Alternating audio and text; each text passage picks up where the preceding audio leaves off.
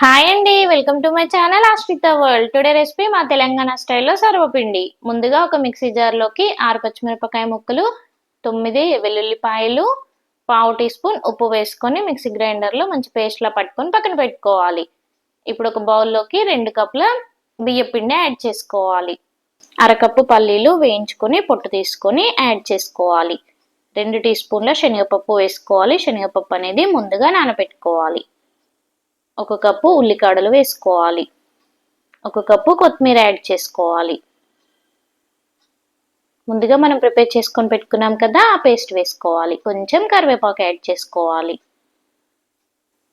2 tea స్పూన్ల నువ్వులు కడుక్కొని వేసుకోవాలి. ఇప్పుడు ఇందులోకి రుచికి సరిపడినంత సాల్ట్ వేసుకోవాలి. 1/2 టీ స్పూన్ సాల్ట్ వేసాను ఇక్కడ నేను. పావు టీ స్పూన్ జీలకర్ర యాడ్ చేసుకోవాలి. 1/2 టీ స్పూన్ ధనియాల పొడి వేసుకోవాలి.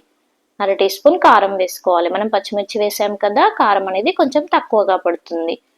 ఇదంతా పిండికి పట్టేట్టు ఒకసారి బాగా మిక్స్ చేసుకోవాలి. జీలకర్ర వేయడం వల్ల మనకి సర్వపిండి తిన్నప్పుడు మధ్య మధ్యలో వస్తే టేస్ట్ అనేది చాలా బాగుంటుంది. పిండికి మొత్తం ఈ కారం, ఉప్పు, ధనియాల పొడి, మనం వేసిన పేస్ట్ అంతా పట్టేట్టు ఒకసారి మిక్స్ చేసుకోవాలి. కొంచెం కొంచెం వాటర్ వేసుకుంటూ మనం పిండి ముద్ద అనేది ప్రిపేర్ చేసుకోవాలి. నేను ఇక్కడ తీసుకున్న పిండి క్వాంటిటీకి నాకు 2.5 టీ గ్లాసుల వాటర్ అనేది సరిపోతుంది.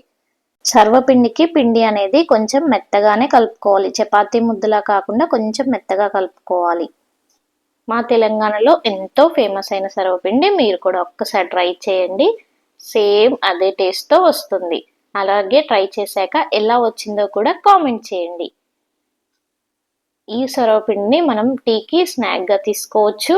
ఎవరైనా ఇంటికి గెస్ట్లు వచ్చినప్పుడు కూడా పెట్టొచ్చు. చాలా ఇష్టంగా తింటారు. ఇలా పిండి ముద్దను ప్రిపేర్ చేసుకొని పక్కన పెట్టుకోవాలి. ఇప్పుడు సర్వపిండి బౌల్లోకి కొంచెం ఆయిల్ వేసుకొని కొంచెం పిండి ముద్దను తీసుకొని ఇలా అప్పలాగా ప్రెస్ చేసుకుంటూ సర్వపిండి అనేది ప్రిపేర్ చేసుకోవాలి. మెల్లిమెల్లిగా ప్రెస్ చేయాలి. సర్వపిండి అనేది మరీ సన్నగా కాకుండా మరీ లావుగా కాకుండా మీడియం సైజులో ప్రిపేర్ చేసుకోవాలి. కొంచెం లావుగా ఉంటే సర్వపిండి అనేది క్రిస్పీగా, మెత్తగా, కమ్మగా ఉంటుంది. వీడియోలో చూపిస్తున్నాను కదా, అలా సర్వపిండి అనేది ప్రిపేర్ చేసుకోవాలి. ఇక్కడ మనం తీసుకున్న పిండి క్వాంటిటీకి నాకైతే 4 సర్వపిండిలు అనేవి రెడీ అయ్యాయి. ఎప్పుడు తినే రైసే కాకుండా అప్పుడప్పుడు ఇలా రైస్ ఫ్లోర్తో సర్వపిండి అనేది ట్రై చేయండి. ఒక్కసారి టేస్ట్ చేశారంటే కంపల్సరిగా మళ్ళీ మళ్ళీ చేసుకొని తింటారు. సర్వపిండికి కాంబినేషన్గా మనం కొంచెం పల్లి చట్నీతో అయినా తినేయచ్చు, లేదంటే పచ్చుల్లిపాయలు, లేదంటే నెయ్యి పెట్టుకొని తింటే చాలా కమ్మగా ఉంటుంది. చూసారు కదా, సర్వపిండి ప్రిపేర్ చేశాక మధ్య మధ్యలో నేను ఇలా హోల్స్ పెట్టాను. ఇలా హోల్స్ పెట్టడం వల్ల మనకు సర్వపిండి అనేది మంచిగా ఫ్రై అవుతుంది. ఇప్పుడు కొంచెం ఆయిల్ వేసుకొని ఒక మూత పెట్టుకోవాలి. ఇలా మూత పెట్టుకోవడం వల్ల సర్వపిండి అనేది మంచి క్రిస్పీగా కుక్ అవుతుంది.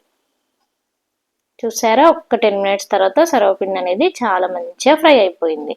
ఇప్పుడు ఇంకో సైడ్ టర్న్ చేసుకుంటూ సర్వపిండిని కాల్చుకుందాం మనం. మరో 5 నిమిషాల తర్వాత సర్వపిండి అనేది రెడీ అయింది. ఎంతో టేస్టీ అయిన తెలంగాణ స్టైల్లో సర్వపిండి అనేది రెడీ అయింది. మీకు ఈ వీడియో నచ్చినట్టయితే మీ ఫ్రెండ్స్కి షేర్ చేయండి. అలాగే లైక్ చేయండి, కామెంట్ చేయండి. మరిన్ని మంచి మంచి వంటకాల కోసం మన ఛానల్ని సబ్స్క్రైబ్ చేసుకోండి.